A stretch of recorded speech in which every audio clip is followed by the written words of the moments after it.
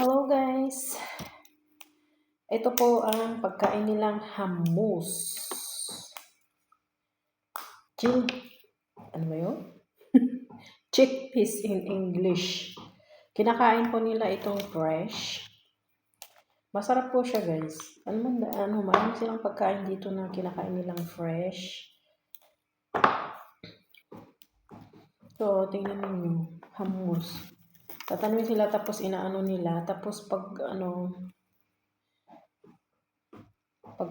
fresh pa siya, inaani nila, tapos binibenta nila, tapos binibili naman ng mga gustong kumain ng fresh hummus. Oo.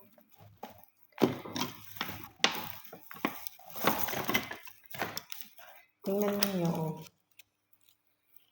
Parang kung sa mani natin sa Pinas, ganito. At dito naman, chickpeas. Tingnan niyo, oh. Oh, yung chickpeas nila.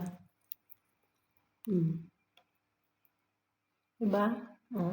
Sarap. Sarap po siya pag fresh na fresh, green na green.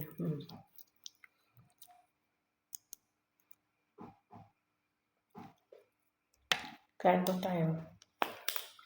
Ito yung mga kakaibang pagkain nila dito sa abroad. Yung mga hindi rin natin kinakain. Nakakain sa Pinas dito, kinakain nila. Wala yata tayong chickpeas sa Pinas.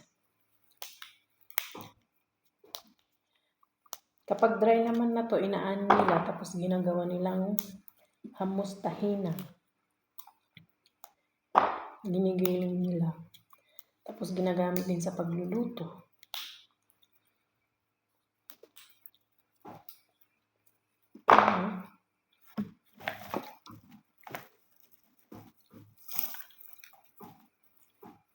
Siguro ang sarap sigurong mag-ani nito kasi mo lang siya eh. Parang sa mga pag-ani din ng mani na inano mo din siya, hinuhugot. Ano ba? Hinuhugot ba? Hinuhugot ba?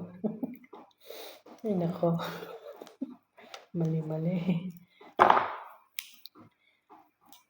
Hinuhugot.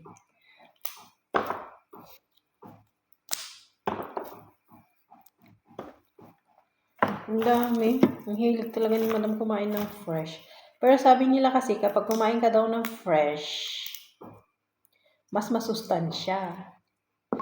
Kasi fresh mo siyang kakainin. Kaya siguro, eto,